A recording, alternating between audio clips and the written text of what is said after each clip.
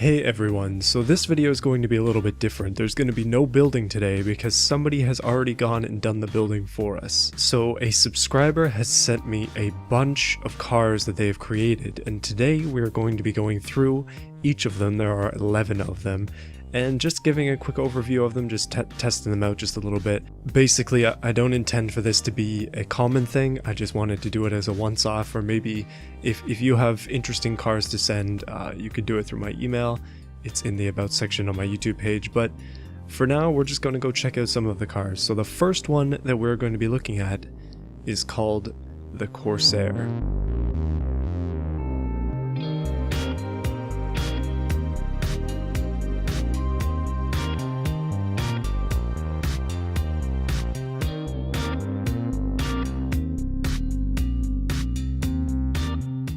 Now the Corsair is a pretty simple beast.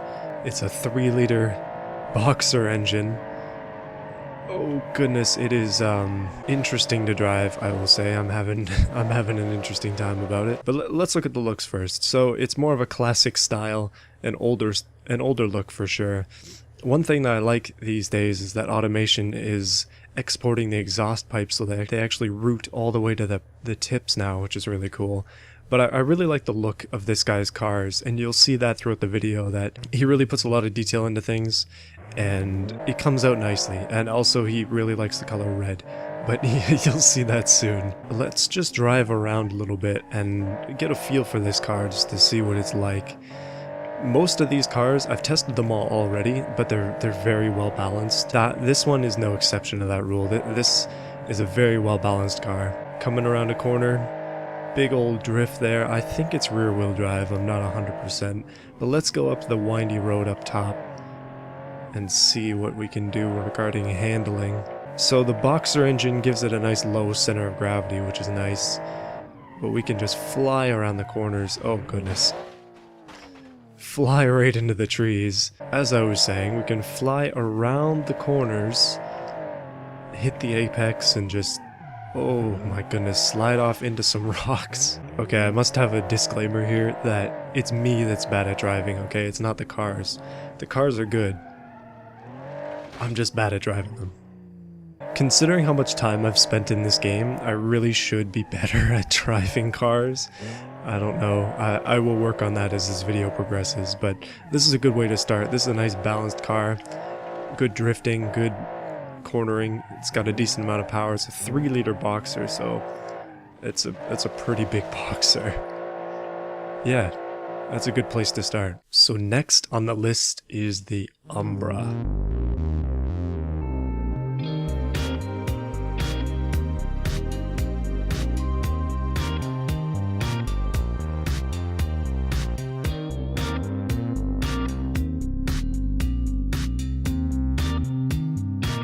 This is a 1.7 liter turbo, sort of an Audi-esque car. It looks really nice. I really like the badging on the back of it as well, like the placement of the turbo. I really like the way that he's done this back light rack area. Alright, so this one's a little bit more squirrely, but it's got some... okay. It still suffers from the main issue here, my bad driving, but other than that, it is pretty fast once again. I would say it's just a touch slower than that 3-liter boxer. We're not going to be taking these cars around a track or anything. We're just going to be doing this. We're just going to be driving around. Yeah, this is still a good way to get a feel for how things are with them. Goodness, we're hitting a solid 230 right now. We need to take this thing on some windy roads though. One thing that you're going to notice about these cars is that these tail lights are used pretty often. It seems the author really likes the more square looking tail lights. Alright, so we are still on the open road here. This car is wickedly fast. It seems to be pretty light as well. And it's got some really good brakes. Again, another really well balanced car, even with a turbo. This one, it just feels good to drive. Honestly, I suspect that a lot of these cars are a lot faster than the ones that I've made, despite having a lot less power. And I'm afraid to take them on the track, just because my cars are totally not gonna stand up against these. Alright, so handling wise, this thing is also pretty decent. Again, suffering from my overuse of the handbrake. Ooh, that was a bit of a bump there, but goodness, this thing can turn. So next up on the list is the turbo lag queen, called the Aeon.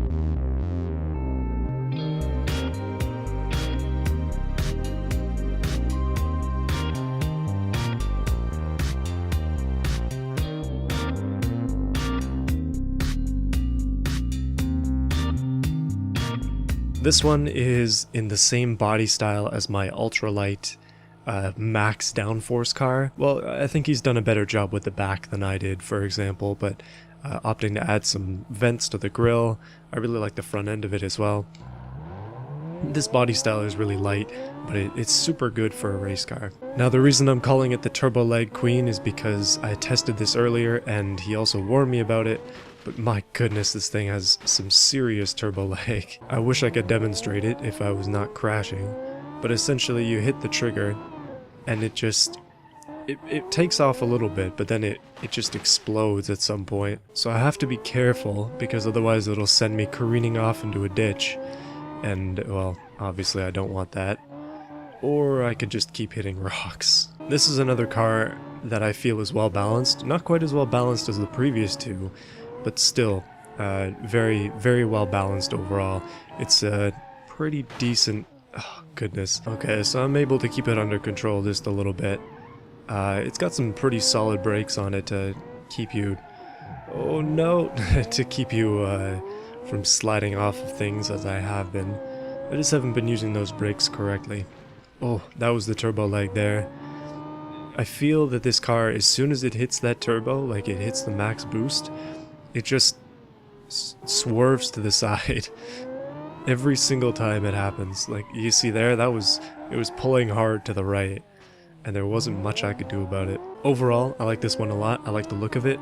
This one could benefit from maybe a slight turbo tweak so that it's not as sudden. Maybe a more smooth torque curve would be nice. Because as it sits, my goodness, it's hard to drive with that turbo. So next up on the list is the Crusader.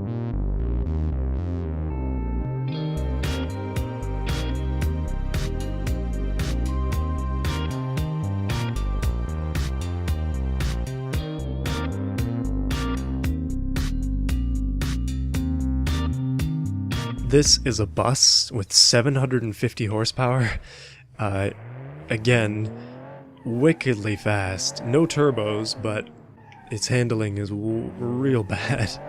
That's what you expect from a bus, but yikes. I think we'll just stick with to the straight roads with this one. I really like the trailer hitch on the back. Oh, we're gonna test that out in a second. I actually like the look of it as well. It's more of a classic bus look.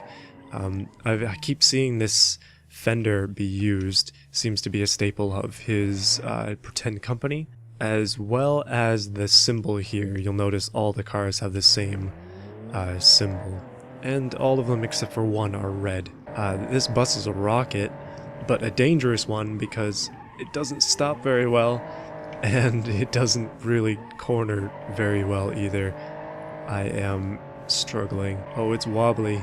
Oh, but it's drifting. Okay, it's currently a three-wheeler. Right, so the best part about trailer hitches is that you can take your 750 horsepower van and use it to try and tow hay.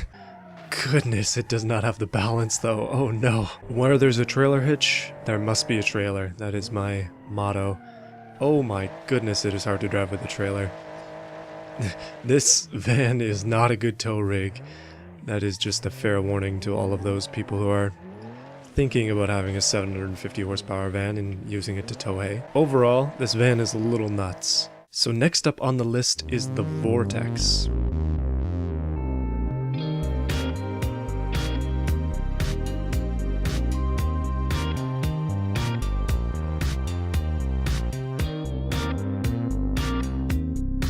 This is a little mini pickup truck, but it's got 355 horsepower, so it is, again, very quick. This mini is a little drift missile.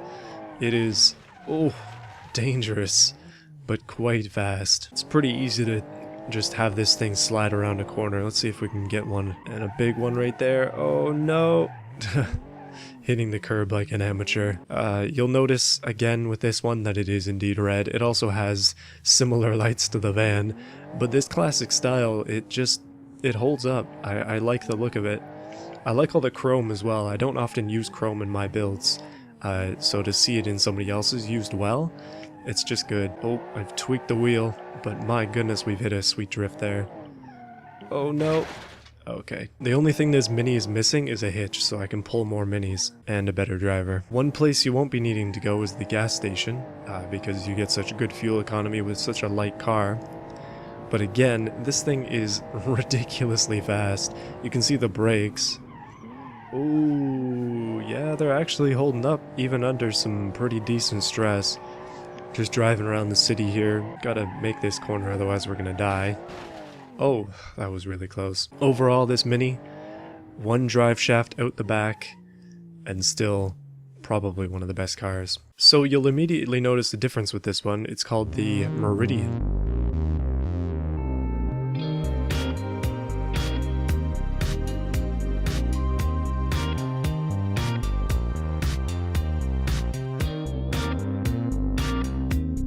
And it's green. And it also sounds like a motorcycle. My goodness, it's loud. Oh, I'm deafened. And also rolling. It sounds like a motorcycle, it drives like a motorcycle, it probably weighs about the same as a motorcycle. Following the trend here, this one is again extremely quick. I really like the green color, I like the look of it. It's sort of a classic Euro hatch, just a nice two-door. The kind of stuff that you'd normally see around there, but in this case, it's the sportest version that there is. One complaint, I guess, about this one is that it's very top-heavy. I guess that's just the nature of the style of it, but going around corners with any sort of speed, it's very easy to flip this. You just have to take everything with a slight turn. And also handbrake. Oh, you're gonna end up in somebody's front lawn there. Overall, I like the look of this one. I like how the way it drives. A little bit tippy, but still another well-balanced machine. Up next is the Zeal.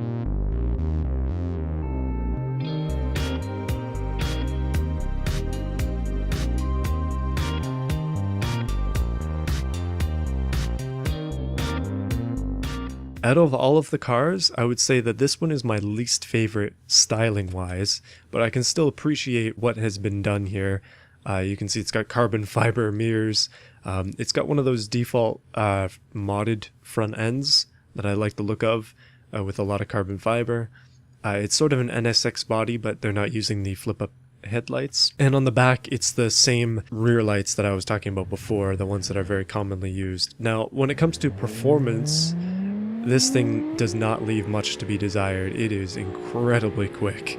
This is probably the fastest car in the pack. Mid-engined, V6, a ton of power. This is the kind of car that I'd like to own IRL. Oh, it's a hard one to steer though. This one gets going pretty quickly. It does not mess around when it comes to acceleration. I like all the little details in these cars. Stuff like windshield wipers, stuff like trunk handles, which I don't often put in. Little details on the sides. You can see there's a big old scoop on the side. I like the detail that's put into this. It's clear that there's been a lot of effort put into these cars, and I appreciate that. And I also seem to destroy them. This thing revs with a V6 almost to 9 grand. That is pretty high. Overall, the faux NSX, or the Zeal, not a great looker, but my goodness, it is a performance. So this car is called the Flux.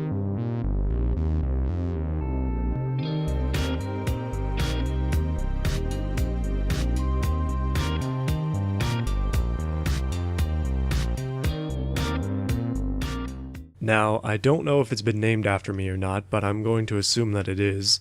Awkwardly though, it has no fenders on the sides. I feel that that's probably a mod that I just didn't have, because I imported these into automation.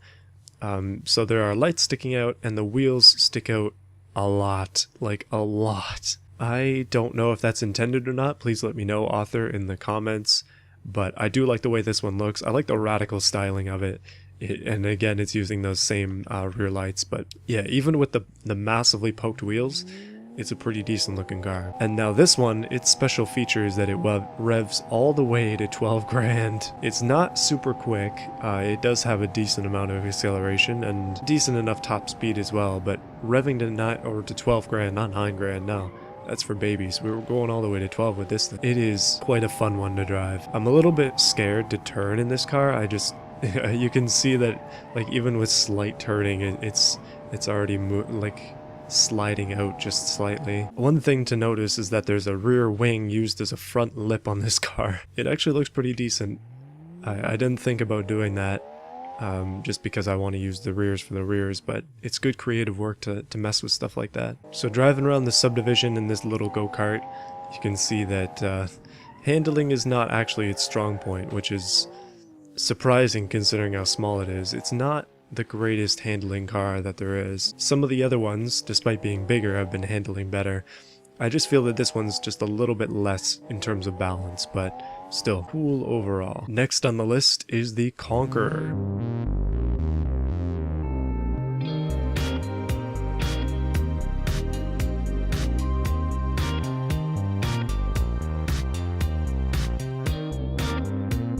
Now this one, being a big old V8, is sort of an interpretation of the muscle car, but it's in a more Euro type chassis. Goodness, this thing is loud.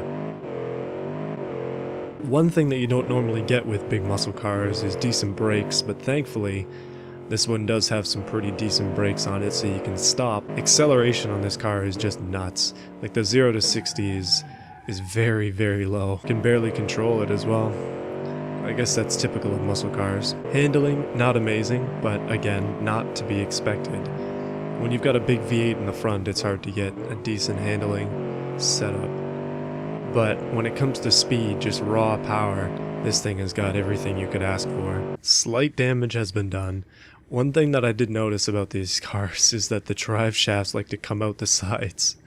I don't know why, but it's pretty funny. So you're down by the docks, going for a nice Sunday cruise in your European muscle car, and also in the industrial zone, I guess. Overall, pretty decent car. I like the way it sounds, I like the way it looks, I like that classic Euro style. I also really like this idea where he put a vent underneath the scoop. That's pretty cool. Up next is the Vigor.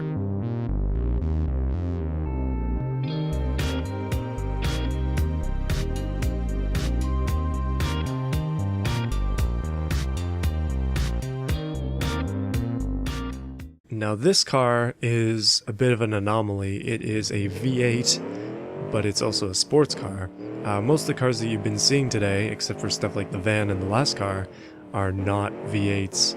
But this one is a bit of a stab at that. I guess it's supposed to be an SLS or something. It's interesting looking, I'll say. It's not a bad looking car. One thing I've noticed is that the gas tanks tend to be right behind I'm assuming the passenger door because European, but that's an interesting thing to note. This car, another one, continuing with the theme, is very quick. Don't be afraid to send me slow cars. I don't think I'm going to be sending them around any tracks, so it's not up to a competition like that. I like this one a lot. It's got the same sort of noise that the previous car was making, which is a good thing. Plus, better handling, better brakes, much newer styling, still damageable. I think out of the cars, this one is probably my favorite. I just like the way that it looks. I like the way that it drives. I like the raw power. I'm definitely into the big engines, as you can tell from some of my builds. Yeah. It's a good one. Last but not least is the Thunder.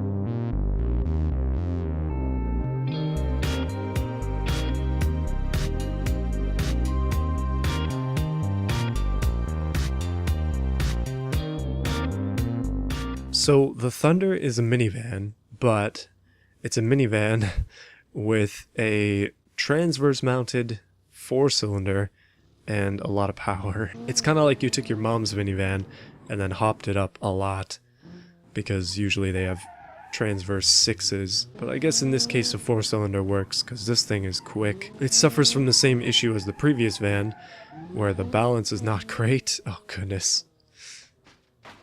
And it's a little top heavy, just a bit. But I like the two-tone, as awkward as it is, with the gray and the red. I like the styling cues of it. It's sort of a sport van, and it definitely looks that way. It's a pretty quick little beast. and by little I mean huge because this thing is big. I made my own van in this game already, and it's got it's a 2000 horsepower V10, and this thing honestly feels probably just as quick, so it's not all about the displacement in this case. Sometimes having a lighter van can definitely work out well for you. One thing we haven't done at all is go off-road. This is probably not the right one to go off-road with, but hey, why not? Overall, I think this van is pretty decent. It takes aspects of the sports sort of van looks, plus a 4-cylinder engine, and makes something that is pretty darn good. It's a practical race car for the family man, we'll say. That's the video. Hopefully you enjoyed it. Thank you once again to the person who made all of these cars. I've linked their channel in the description. They don't have many videos, but if you want to check them out just to see what they do, and just to say thank you, that would be great. I appreciate people putting an effort onto things like this, and I definitely want to encourage it. So if you are interested in sending me cars, you can do that. I'm not necessarily going to make a video like this. This is a very special occasion because this guy put in a lot of effort and I really wanted to show it off. But yeah, if you want to do it, I'll check them out and maybe I'll do something on them and maybe I won't. You never know.